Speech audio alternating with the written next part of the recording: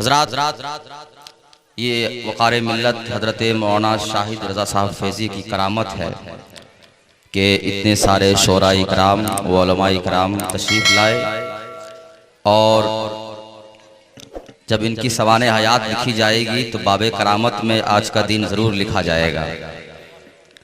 हज़रत मौलाना शाहिद रज़ा साहब क़िबला मोहताज तारुफ नहीं है। हमारे गांव में महुआ टाण में जब से इनकी आमद हुई है अल्हम्दुलिल्लाह बड़ा अच्छा दीनों सुन्नियत का काम हो रहा है। मोहब्बत से बोलिए ना सुभान अल्लाह। और अल्हम्दुलिल्लाह काम होता रहेगा। मोहब्बत की नज़र चंद घंटे बैठकर मैंने दे दी है। अब वो शोरा का जो एक लफ्ज़ है तवज्जो, तो 2-4 मिनट मुझ पर भी हो जाए।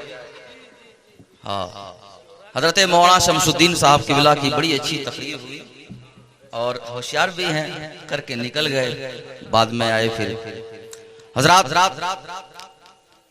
नानी के 40वें के हवाले से आज की महफिल है। उर्फी एतबार से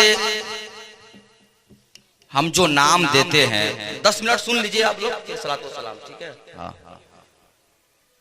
उर्फी एतबार से जो अवामुन नास ने जो नाम दिया है, एक चहारुम, जो जब चौथा दिन होता है तो हम कुरान का एहतमाम करते हैं, उसी एतबार से एक नाम और दिया है चहल्लुम, फारसी लफ्ज है। 40वें दिन जो आप करते हैं, इसी तौर पर बरसी करते हैं। एक अकीदा उलमाए अहले सुन्नत, फिर तकरीर मेरी खत्म।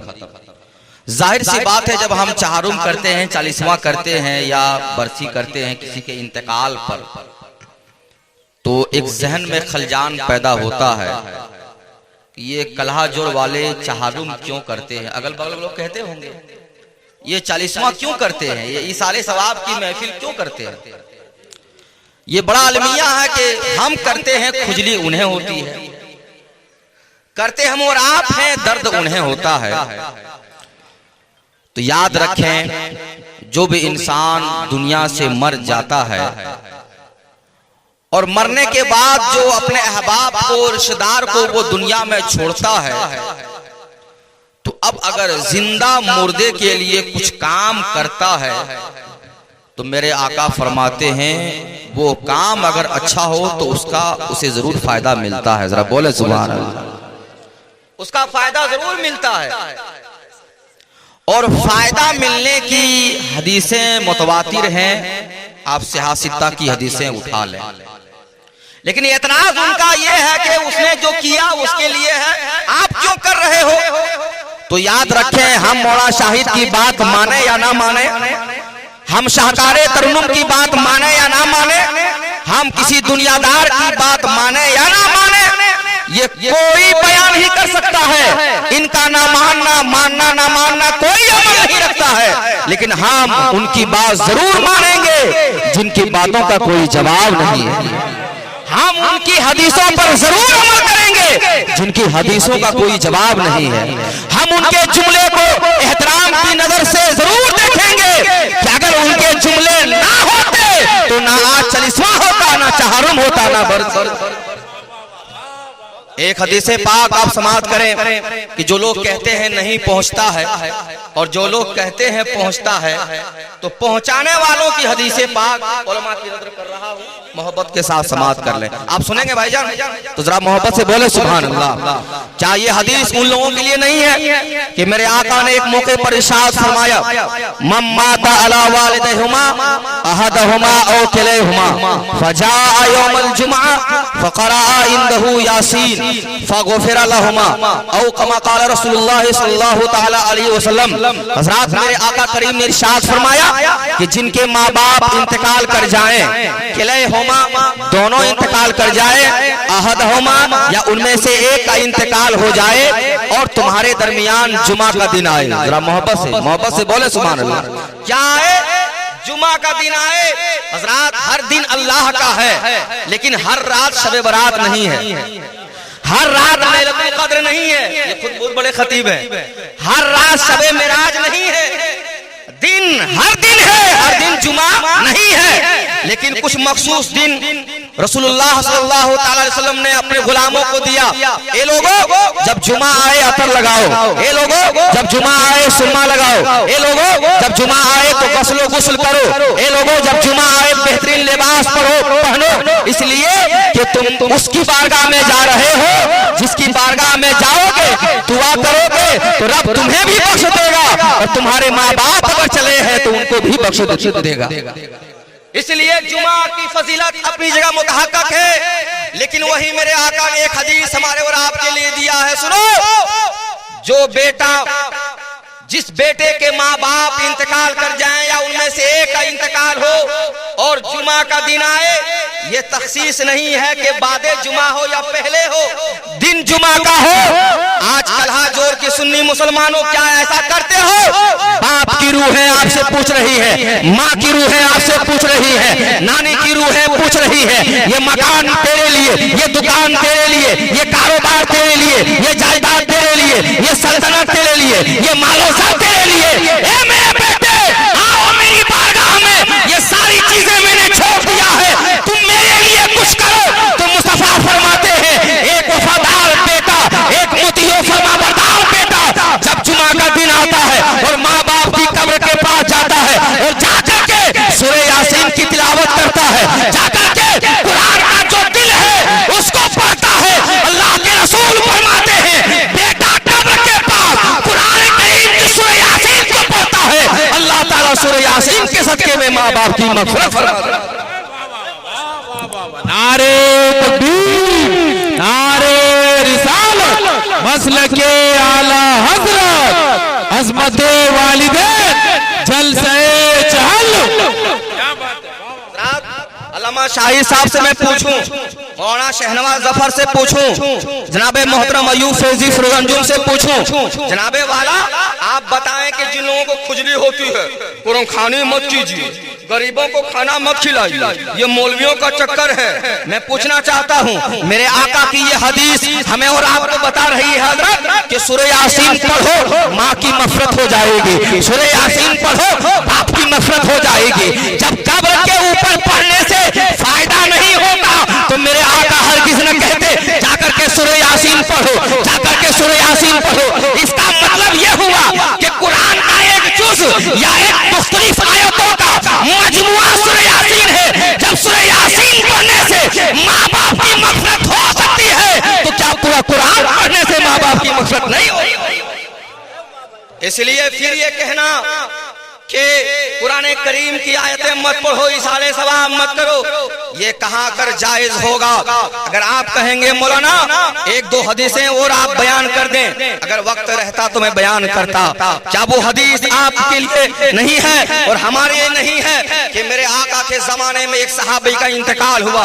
ये आखिरी हदीस में बयान पेश कर रहा हूं, उलमा की तवज्जो चाहता हूं, जरा मोहब्बत से बोलें सुभान अल्लाह। एक आखिरी हदीस में आपको देकर के जा रहा हूं कि जो लोग कहते हैं चहारो मत करो, चालीसवां मत करो, बरसी मत करो, शरीयत में इसका कोई तरीका और कोई रवा नहीं है। मैं उनसे कहना चाहता हूँ उस हदीस का क्या जवाब दोगे कि मेरे मुस्तफा के जमाने में एक सहाबी का इंतकाल हुआ, जनाजे की नमाज मेरे मुस्तफा ने पढ़ाई, जरा बोलिए ना सुभान अल्लाह। जनाजे की नमाज मेरे मुस्तफा ने पढ़ाई।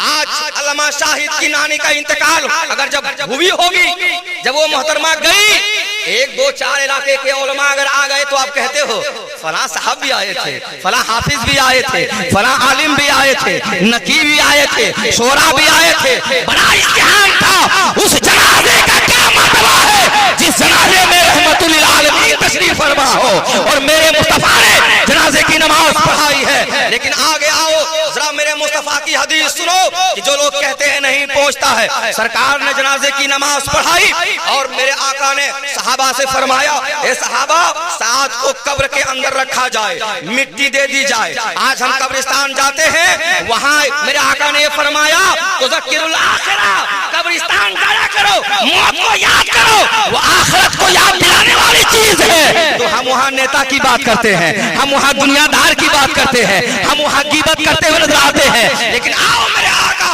का जमाना है। आओ मेरे आका का मामूल देखें, मुस्तफा का तरीका देखें। जनाजे की नमाज पढ़ा दी गई है, सहाबी को जमीन के अंदर रख दिया गया है, मिट्टी दे दी गई है। हर सहाबी मुंतजिर है घरों पे जाए, हर सहाबी मुंतजिर है मस्जिद जाए। लेकिन मेरे आका का मामूल है, जब भी किसी नमाज जनाजे की नमाज से आप फारिग होते थे, थोड़ी देर कब्रिस्तान में ठहरते थे। बोले बोले सुभान अल्लाह। थोड़ी देर ठहरते थे और ये बकलोल कहते चप्पल पहन के जाएंगे और कहेंगे मत ठहरो, जल्दी से भागो। ना दुआ है ना कुछ है, बल्कि मिट्टी दो और भागो। मेरे आका का मामूल जरा मुलाहिजा फरमाइए। सरवरे कायनात बैठ गए, जब रूहे कायनात मौजूद है तो कौन सहाबी है जो अपने घर को जाए? जब जाने इमाम वहां मौजूद है तो किस सहाबी की मजाल है कि मदीना में जाए और मस्जिद नबी में जाए? साहबा फरमाते हैं कि मैंने अपने आका को झुरमुट में ले लिया। जरा सुनिए, बोले सुभान अल्लाह। आका को झुरमुट में ले लिया। सरवरे कायनात मुस्कुरा रहे हैं। रावी बयान फरमाते हैं हम लोग चेहरे मुस्तफा को देख रहे थे, सरकार मुस्कुरा रहे थे। आज हम मुस्कुराएं कोई नहीं पूछता, बड़े बड़े मुफक्किर मुस्कुराएं कोई नहीं पूछता, लेकिन ये सहाबा का इश्क था। मुस्तफा मुस्कुराते तो सबबे मुस्कुराहट मुस्तफा की बारगाह में सहाबा पूछते, रसूलुल्लाह मुस्कुरा रहे हैं, क्यों मुस्कुरा रहे हैं? रावी बयान फरमाते हैं आका मुस्कुराने लगे, हम लोग भी मुस्कुराने लगे। अचानक मैंने देखा फतगय्यरा वजह रसूलुल्लाह सल्लल्लाहु तआला अलैहि वसल्लम कि सरकार का चेहरा मुतगय्यर हो गया, सरकार का चेहरा सुर्ख हो गया। सरकार उस सहाबी के कब्र के पास बैठे हुए थे, पहले मुस्कुरा रहे थे, अचानक सरकार का चेहरा मुतगय्यर हुआ, सरकार का चेहरा सुर्ख हो गया। सहाबा ने पूछा या रसूलल्लाह अभी तो आप मुस्कुरा रहे थे, अचानक क्या हुआ कि आपका चेहरा सुर्ख हो गया है? अचानक क्या हुआ कि आपका चेहरा मुतगय्यर हो गया है? मेरे आका इरशाद फरमाते हैं ओ सहाबा इन्नी अनज़रू मा ला तंज़ुरून, ओ सहाबा मैं वहां देखता हूं जहां तुम नहीं देखते हो। मिन्नी आलमु मा ला तालमून, मैं वो जानता हूं जो तुम नहीं जानते हो। जाहिर सी बात है अगर हम और आप बैठे रहे कब्रिस्तान में तो हम उसकी मिट्टी को देखेंगे, उसकी इमारत को देखेंगे, उसके बुक्का को देखेंगे, उसके मुर्तफिया को देखेंगे, उसकी ऊंचाई को देखेंगे। लेकिन जब आका ने देखा है, सहाबा ने पूछा या रसूलल्लाह हम तो मिट्टी को देख रहे हैं, लेकिन आपने देखा है तो क्या देखा है? जरा बोले, आपने देखा तो क्या देखा? यही उलमा ऐनी लिखते हैं और उलमाए मुहक्किकीन लिखते हैं कि सहाबा ने देखने को पूछा, क्या पूछा? मुस्तफा आपने देखा क्या? फरमाते हैं एक नुक्ता पेश करते हैं कि हजरत इस्राईल इस्लाम की दो आंखें हैं। अरे अभी नहीं आएंगे, जरा मोहब्बत से बोलिए सुभान अल्लाह। हजरत इस्राईल मौत का फरिश्ता है, आंखें दो। कलहा जोर के सुन्नी मुसलमानों सुनो, इस्राईल मौत का फरिश्ता, आंखें दो, पावर इतना है कि पूरी दुनिया को वो देखता है। दो आंखें हैं, पावर इतना कि पूरी दुनिया को देखे। 10:10 पर किसको ले जाना है? आंखें देख रही हैं। अमेरिका, हॉलैंड और दिगर बिलादो अंसार में किसको ले जाना है? आंखें दो हैं, पावर इतना है कि देख रही है। सुनो, मेरे मुस्तफा फरमाते हैं इस्राईल की दो आंखें, पावर इतना कि पूरी कायनात को देखे। आका फरमाते हैं लफ्ज़े माला करके, ओ सहाबा मैं वहां देखता हूं जहां इस्राईल भी नहीं देख पाता है, मैं वहां देखता हूं। नारे तकबीर, नारे रिसालत, मसलके आला हजरत, उलमाए अहले सुन्नत। दोज़ख को हर तरह का गुनहगार चाहिए, जन्नत को रसूल पाक का वफादार चाहिए। रिज़वा तेरी बेहिश्त को देखेंगे बाद में, पहले मुझे रसूल का दीदार चाहिए, पहले मुझे रसूल का दीदार चाहिए। क्या बात है, जवाब सुनेंगे आप लोग, तवज्जो है। एक हदीस, ये हदीस सुन लें, सुने फिर उनका क्या जवाब दोगे। मेरे आका फरमाते हैं इन्नी अनज़रू मा ला, लफ्ज़े मा ये आम है भाई, नहीं है कि मैं सिर्फ ऊपर देखता हूं या मैं सिर्फ नीचे देखता हूं, नहीं, मा आम है। अलमा यश्तमिलु अलल इफ़राद, माँ ये तमाम फर्दों को शामिल होता है। इसका ये मतलब हुआ, ए फरिश्तों सुनो, जिब्रील जो फरिश्तों का सरदार है उसने भी मेराज में कहा था मैं आगे नहीं बढ़ पाऊंगा। मेरे मुस्तफा ने, तमाम अंबिया ने चाहा कि रब को देखूं, लेकिन मेराज की रात मेरे मुस्तफा ने अपने रब को देखा है। इन्नी अनज़रू मा ला तंज़ुरून, जो मुस्तफा रब को देखे जो मुस्तफा वहदहुल्ला शरीक को देखे, क्या वो कब्र के हालात को नहीं देखेगा? अरे भाई, कब्र के अंदर क्या हो रहा है वो नहीं देखेगा? ये बकलोल ये बकलोल कहते हैं मुस्तफा को इल्म गैब नहीं है, ना आगे देखते हैं ना पीछे देखते हैं। और कोई कहे क्या तुमसे नहीं हो भला, जब ना खुदा ही छुपा तुम पे करो। इसलिए सुने, मेरे आका ने कहा सुनो, मैंने देखा कि ये जाने वाला मेरा गुलाम है, मोहब्बत से जाने वाला मेरा आशिक है, जाने वाला गद्दार नहीं है, वफादार है, जाने वाला मुनाफिक नहीं है, मोमिन है। तो ए सहाबा, मेरे दिल में ख्याल आया कि जरा देखूं कि फरिश्ते इनके साथ क्या सलूक करते हैं। मेरे आका ने फरमाया कि देखूं कि फरिश्ते इनके साथ क्या सलूक करते हैं। ये लफ्ज़े देखना बता रहा है कि मेरे मुस्तफा की आंखें जिस तौर पर सामने वालों को देखती हैं, उसी तौर पर कब्र के अंदर कौन फरिश्ता आ रहा है वो भी देखती है। यही बता रहा है, यही से मसला ये मिला कि मुस्तफा का ये एजाज है कि फरिश्ता क्या सलूक करेगा, उन हालात को भी मेरे मुस्तफा जान। तब ने कह रहे हैं कि मैंने देखा, नजर डाली कि फरिश्ते क्या सलूक करते हैं। साहबा पूछते हैं या रसूलल्लाह क्या हुआ साथ को? कहा मैंने देखा कि जमीन अचानक तंग हो रही थी।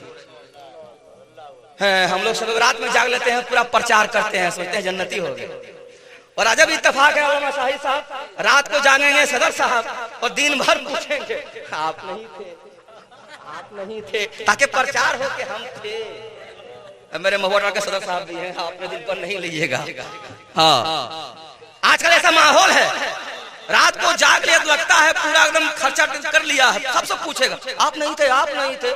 हमारे आमाल में दिखावा है, इसलिए सवाब नहीं है। हमारे आमाल में रिया है, सुमा है, दिखावा की वजह से सारे आमाल बर्बाद है। सुनो, इंसान वो है जब अमल करता है तो दुनियादार को नहीं दिखाता है, बल्कि परवरदिगारे आलम को दिखाता हुआ नजर आता है, ताकि रब खुश हो जाए तो सारी कायनात कुछ मिल जाएगी। मेरे आका ने फरमाया कि जब मैंने नजर दौड़ाई तो मैंने देखा कि जमीन तंग हो रही है।